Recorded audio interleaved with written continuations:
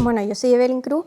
El título de la exposición se llama Clara Zetkin y la importancia de las mujeres como actor político. Esta exposición fue expuesta en el Congreso del Alumnado celebrado en la Universidad de La Laguna el 8 de marzo, bajo el título Mi filósofa favorita.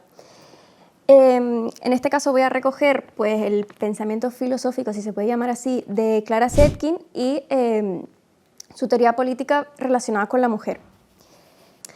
Bueno, Clara Zetkin nació en 1857 y fallece en 1933. Fue una política alemana de origen judío, defensora de los derechos de la mujer.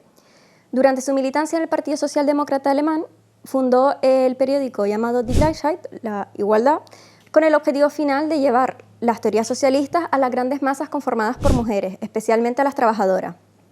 Zetkin creía que la emancipación de las mujeres estaba fuertemente vinculada a la emancipación de los hombres proletarios y por ende a la superación del capitalismo.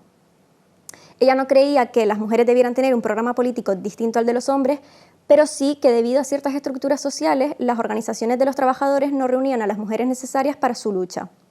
Zetkin dio cuenta de ello y se propuso hacer una serie de organizaciones dentro del partido para atraer a las mujeres trabajadoras a la lucha socialista. Ella empezó en el ámbito político a una edad muy temprana, en una época en la que a las mujeres todavía se le tenía prohibido la participación política. De hecho, en 1882 tuvo que exiliarse a Suiza debido a las represalias que conllevaba ser parte de partidos asociados a las ideas socialistas. En su exilio siguió escribiendo de forma clandestina y se nutre de otras teorías socialistas. Años posteriores se traslada a Francia, donde ayuda a la fundación de la Segunda Internacional, donde señala la importancia de atraer a las mujeres socialistas a la lucha socialista, ¿no? Los movimientos. En 1914 tiene lugar la Primera Guerra Mundial y los movimientos socialistas alemanes deciden apoyar a su propio gobierno en la guerra. Esto Zetkin lo siente como una traición porque al fin y al cabo los que mueren en una guerra son la clase trabajadora, es decir, la clase trabajadora de una nación mata a la clase trabajadora extranjera por los intereses de las clases dominantes. Zetkin nunca abandonó sus ideales revolucionarios y formó parte de una minoría dentro del partido que se negó a esta guerra. Y debido a su participación en reivindicaciones en contra de esta guerra, pues fue detenida en varias ocasiones, como su compañera Rosa Luxemburg, que también, pues al igual, estuvo encarcelada durante muchos años a causa de esto, ¿no? Y bueno, eso con otros militantes dentro del partido que también se sintieron traicionados. En 1919 tiene lugar la Revolución de Noviembre, que pone fin al régimen del Kaiser y lleva al ala moderada de los socialdemócratas al poder. Zetkin pertenecía más bien al ala radical, es decir, ella lo que pretendía era otorgar todo el poder político a los consejos de obreros y soldados. Durante la República de Weimar militó en el Partido Comunista Alemán y llegó a convertirse en una de sus principales dirigentes. Además, colaboró en la redacción de las tesis principales de muchas internacionales socialistas, acerca, obviamente, del trabajo de las mujeres. Ante su discurso ante el Reichstag alemán en 1932, ella ya veía el inminente peligro del ascenso del nazismo en Alemania. Entonces, en su discurso, hace frente a los nazis y hace un llamamiento a todo el movimiento obrero para hacer una estrategia de frente único para impedir la llegada del nazismo a Alemania. Sin embargo, esto obviamente no tuvo lugar, el nazismo acaba implantándose en las instituciones alemanas, Hitler es nombrado canciller al año siguiente, en 1933, y Zetkin tiene que emigrar a la Unión Soviética, donde acaba falleciendo ese mismo año. Sus influencias obviamente provienen de Marx y Engels, de su compañera de oficio y amiga Rosa Luxemburg, y de otros líderes socialistas y feministas como Lenin y Alexandra Kollontai, que obviamente ayudó a moldear su enfoque en la intersección entre la lucha de clases y la lucha de género. Clara Zetkin no se autodenominaba feminista porque ella relacionaba ese concepto con la clase burguesa, con las mujeres de la burguesía. Sin embargo, a lo largo de la exposición voy a comentar una serie de cuestiones de la importancia que pone ella acerca de la participación de la mujer en el ámbito político, la importancia de la emancipación de la mujer, de verla como una ciudadana con plenos derechos y deberes igual al hombre, etcétera, que yo creo que hace que actualmente la podemos considerar un referente feminista, sobre todo en el ámbito de la política. Pero bueno, antes de entender cómo las mujeres pueden llegar a alcanzar este poder político, primero vamos a hablar de la emancipación de las mismas. Zetkin creía que la opresión social de las mujeres estaba fuertemente relacionada con la aparición de la propiedad privada. Es decir, hay una contradicción entre el hombre como poseedor y la mujer como no poseedora que constituye la base de la dependencia económica y la situación social de los derechos de la mujer. Esto nos lleva a uno de los conceptos claves en la teoría de la autora, que es la cuestión femenina. La cuestión femenina son todas estas problemáticas sociales, políticas y económicas que enfrentaban las mujeres por el hecho de serlo, es decir, debido a su género. En el periodo precapitalista existía la economía familiar, que era ese sistema económico en el que la producción iba destinada al consumo propio y no al intercambio en el mercado. Esto garantizaba a las grandes masas conformadas por mujeres un medio de sustento y un sentido a sus vidas. Mientras subsistió esta antigua forma familiar, las mujeres encontraban en ella su sentido en la actividad productiva que desarrollaban y por ello no eran conscientes de la falta de derechos que tenían. Sin embargo, con la aparición del modo moderno de producción, las mujeres dieron cuenta de que tenían que salir del seno familiar para buscar este tipo de cuestiones, es decir, en la sociedad. Y ahí dieron cuenta de la falta de derechos que tenían porque les impedían alcanzar sus intereses.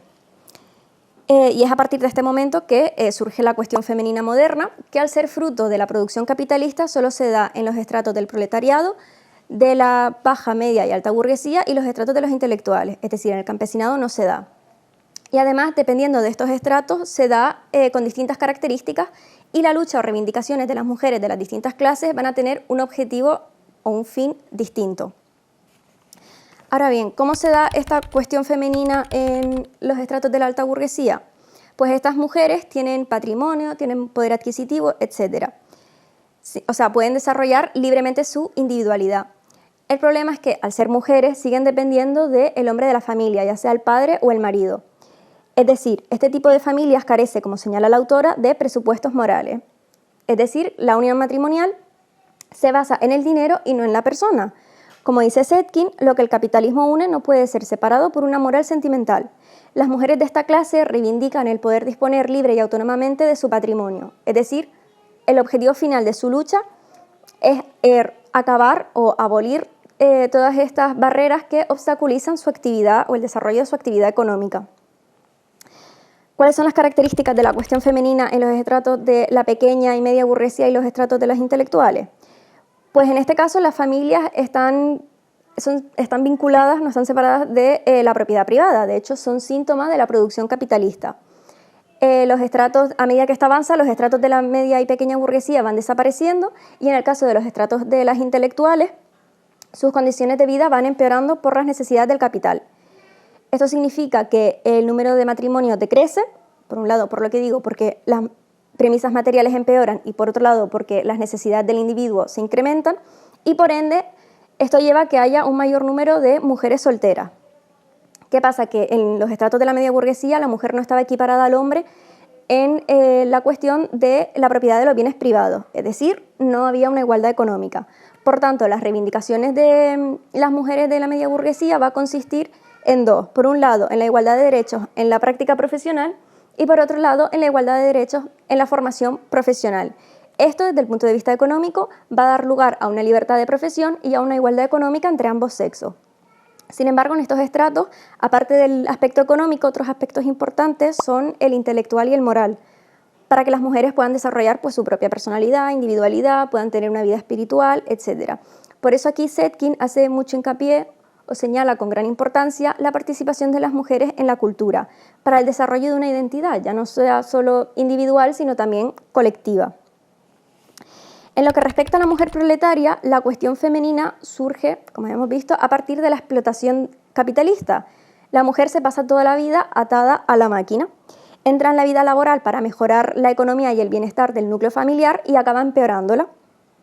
Es decir, la mujer del proletariado, sí que, o sea, de la clase del estrato del proletariado, sí que tiene independencia económica, pero de ello no saca ninguna ventaja, porque como mujer y como trabajadora sigue sometida a la explotación capitalista.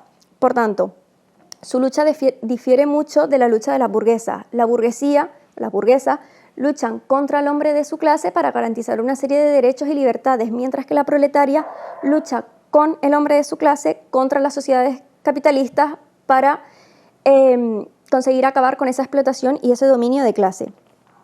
Una cita que recoge un poco lo que acabo de decir dice: cuanto mayor sea la influencia nefasta del trabajo femenino sobre la vida de los hombres, más coactiva es la necesidad de acercar las mujeres a la lucha económica. Cuanto más profunda sea la incidencia de la lucha política en la existencia del individuo, más urgente y necesario es que la mujer participe en la lucha política. Las leyes contra los socialistas han dejado muy claro por primera vez a millares de mujeres lo que significa derecho de clase, estado de clase y dominio de clase. Por primera vez han enseñado a millones de mujeres a tomar conciencia del poder que con tanta brutalidad interviene en la vida familiar. Zetkin, en una de sus obras, además, cita al autor August Bebel, que en su libro La mujer y el socialismo afirmaba que solo podemos conquistar el futuro si las mujeres combaten a nuestro lado. La autora creía que afirmaba que la tarea principal de la lucha socialista era otorgar a las mujeres una conciencia de clase y una conciencia política para que pudiesen participar en estas luchas y poder conseguir el objetivo final, que era establecer el socialismo, porque Zetkin creía que era la única vía para alcanzar la libertad de las mujeres y terminar con todo tipo de opresión.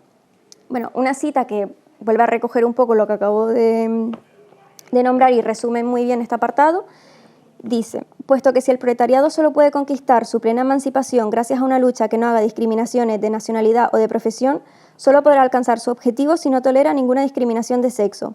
Solo la sociedad socialista podrá resolver el conflicto provocado en nuestros días por la actividad profesional de la mujer. Si la familia, en tanto que unidad económica, desaparece y en su lugar se forma la familia como unidad moral, la mujer será capaz de promover su propia individualidad en calidad de compañera al lado del hombre, con iguales derechos jurídicos, profesionales y reivindicativos. Ahora bien, ¿cómo consigue la mujer esta conciencia de clase o conciencia política? En el discurso explicativo de la resolución adoptada en el Congreso Socialista Internacional de Stuttgart el 22 de agosto de 1907, Zetkin señala que la batalla por el derecho al voto dará a las mujeres proletarias conciencia política de clase. Zetkin y las mujeres socialistas en general reconocían que el derecho al voto no iba a acabar con las contradicciones de clase entre los explotadores y los explotados, y tampoco iba a acabar con los conflictos sociales entre los hombres y las mujeres. La libertad y el desarrollo personal de las mujeres no se iba a dar por el derecho al voto, ese no era el objetivo final. Sin embargo, sí que representaba una herramienta o un medio importante para alcanzar su objetivo final. En el caso de las burguesas, el derecho al voto les otorgaba una forma o un poder político para poder acabar con los privilegios de los hombres. Sin embargo, para las mujeres proletarias representaba una herramienta para acabar con el dominio y la explotación de clase, les permitía una mayor participación en la vida política para poder alcanzar el poder político y conquistarlo por parte de la clase proletaria, y así llegar al fin último o su objetivo final, que era establecer el socialismo, que vuelvo y repito, Zetkin consideraba que era la única vía para acabar con la opresión de las mujeres. Este derecho, por tanto, es de gran importancia para la lucha socialista, porque al pasar de las sociedades precapitalistas, donde la mujer se quedaba en el seno familiar, su producción se quedaba para el consumo propio, etcétera, a que la mujer se convierta en una fuerza de trabajo y quede sometida a la explotación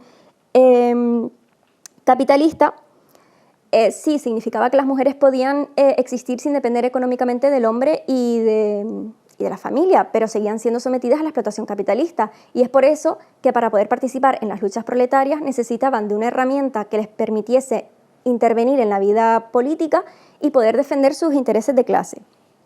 Sin embargo, el derecho al voto no representaba únicamente una acción política. Ello también significaba que las mujeres, precisamente al ser independientes del hombre y de la familia en lo económico, también lo eran en los aspectos intelectuales, morales, espirituales, etc. Otorgaba a las mujeres una capacidad de decisión política, si querían participar en las luchas o no, una capacidad de desarrollar su personalidad, su identidad con la participación de la cultura, poder desarrollar intelectualmente, etc. Y bueno, el derecho al voto recogía todas estas cuestiones del desarrollo personal, la necesidad de una vida o cierta madurez social, etc., por lo que representaba un elemento político muy importante para la emancipación de las mujeres. Por otro lado, Zetkin criticaba mucho la lucha por el derecho al voto de las mujeres burguesas, porque creía que las luchas eran totalmente distintas.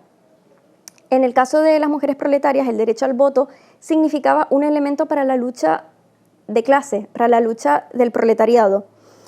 Es por eso que obviamente a los proletarios les venía bien la participación de las proletarias en su lucha, porque así se reconocía a más gente, ¿no? Además, bueno, era por eso que los partidos socialistas y Zetkin apoyaban el sufragio universal femenino. Ellos veían en el derecho al voto restringido una especie de burla al principio de emancipación política. Sin embargo, los partidos burgueses sí que estaban a favor del derecho al voto restringido únicamente para las burguesas, porque así su estatus como clase poseedora no se iba a ver amenazado. Además, creían que al otorgarle este poder político a las mujeres burguesas para acabar con los conflictos sociales entre los hombres y las mujeres, iba a ralentizar, sino acabar con la lucha socialista que estaba cada vez más avanzada. Por tanto, el derecho al voto daba privilegio al capital y no emancipaba a la mujer por el hecho de ser mujer, sino a pesar de ser mujer. Es decir, no la elevaba en dignidad de ciudadana con plenos derechos y deberes políticos, sino en tanto que era poseedora de patrimonio y de renta. Y es por eso que el derecho al voto restringido únicamente beneficiaba a la clase explotadora, y a sus intereses de clase. Además, Zetkin creía que las mujeres burguesas, una vez alcanzasen ese derecho al voto restringido, no iban a luchar porque las proletarias lo consiguieran de igual modo. Y por eso enfatizaba mucho en que las mujeres proletarias no debían conformarse con la conquista de la lucha o de los derechos políticos de las mujeres burguesas, sino que debían luchar por los propios, porque ahí era donde residía la verdadera emancipación de las mujeres. Es decir, una vez la clase proletaria de las mujeres consiguieran todos los derechos y libertades, toda la sociedad lo tendría, porque al fin y al cabo, si gana el socialismo, supuestamente ya no habría distinción de clases y pues todos vivirían en estado de derecho, ¿no? Por tanto, el derecho al voto universal femenino era necesario, era importante, pero era insuficiente, porque para que las mujeres realmente tuvieran estuviesen equiparadas al hombre en los aspectos económicos, políticos y sociales, necesitaba de dos reivindicaciones, que son las que hemos estado hablando a lo largo de la exposición muy por encima, que son la abolición de la propiedad privada de los medios de producción y su sustitución por la producción social, e insertar a las mujeres en actividades de producción de los bienes sociales. Es decir, estas dos condiciones, que es básicamente lo que promovía el socialismo, iba a garantizar que las mujeres, como madres y como esposas, no quedaran subordinadas al hombre o a la familia, y que debido a esta contradicción de clases, las mujeres como trabajadoras u obreras en la industria no quedaran sometidas a la explotación capitalista. Bueno, como ya hemos visto, Zetkin defiende los estados socialistas. Ella distingue entre tres: el estado socialista, el estado precapitalista y los estados en los que el proletariado todavía no ha alcanzado el poder político. Zetkin da en 1920 una serie de directrices para que los estados en los que el proletariado todavía no ha alcanzado el poder político, que se supone que ella considera que es gran parte de Occidente, consiga llegar a esta igualdad entre ambos sexos y consiga por fin que las mujeres adquieran los derechos que les han sido arrebatados, ¿no? Se trata de 16 directrices, como ya he dicho, en las que Zetkin señala la importancia de la posición de las mujeres con iguales derechos y deberes en las instituciones políticas, la necesidad de una educación en términos de conciencia de clase de las grandes masas femeninas proletarias y del campesinado, y su participación activa en la lucha socialista para mostrar la eficacia de la teoría revolucionaria, una igualdad salarial entre ambos sexos, la protección legal de las trabajadoras gestantes, parturientas, adolescentes y madres que se encuentren en el periodo de amamantamiento, es decir, que el embarazo no sea ni motivo de despido ni de explotación laboral, que las mujeres puedan optar a todo tipo de trabajo como médicas, técnicas, obreras, etc., medidas y reglamentos sociales que aligeren las tareas de la mujer trabajadora en sus funciones de ama de casa y madre, medidas que permitan trasladar los trabajos domésticos tradicionales de la familia a la economía social, haciendo posible con ello una total educación de los hijos mediante la educación social. La creación de las ordenanzas correspondientes, no solo en las ciudades y en los centros industriales, sino también en las regiones del campo, en favor de las trabajadoras de la tierra, las campesinas, etc. La explicación de las mujeres del uso que el capitalismo hacía de la economía doméstica como instrumento para mantener bajos los salarios del hombre, aduciendo como motivo que el trabajo de la ama de casa no se paga, y además era un instrumento para mantener a la mujer en una situación de retraso cultural y político, cerrándole el acceso a la vida social. Una amplia y orgánica regulación de la sanidad pública que comprenda, entre otras cosas, la creación en las ciudades y en el campo de centros médicos que cuenten también con el auxilio de doctoras y tengan a su disposición enfermeras y nodrizas. La adopción de las disposiciones económicas y sociales adecuadas para combatir la prostitución, medidas higiénicas contra la difusión de las enfermedades venéreas, eliminación del prejuicio social en relación a las prostitutas, superación de la doble moral sexual distinta para los dos géneros, la colaboración de las mujeres en la elección de las disposiciones y ordenanzas que afectan de modo decisivo el derecho de la mujer a la instrucción, a la actividad profesional, a la protección contra la explotación capitalista y un largo etcétera. Una serie de directrices que impone Clara Zetkin para poder llegar a un estado de igualdad entre ambos sexos. A modo de conclusión, bueno, hemos visto a lo largo de la exposición que Zetkin sí que puede tener un carácter feminista en su teoría, obviamente, porque defiende la importancia de la mujer como una ciudadana de derechos y capaz de poder formar parte de los ámbitos políticos.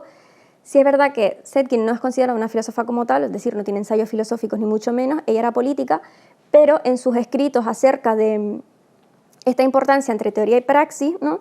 Y la relación que tiene en intentar atraer a las mujeres al ámbito político, a las luchas socialistas, a que se eduquen intelectualmente, etcétera, yo creo que pues, estas reflexiones dan un carácter bastante filosófico y feminista, a pesar de que ella no se autoconsiderase como tal. Luchó porque las mujeres tuviesen derechos políticos, sociales, económicos, etcétera, por situar a las mujeres en el ámbito político como importantes, no solo porque seamos parte de la mitad de la población, sino porque también tienen las capacidades para poder hacerlo. Y bueno, esta es la exposición.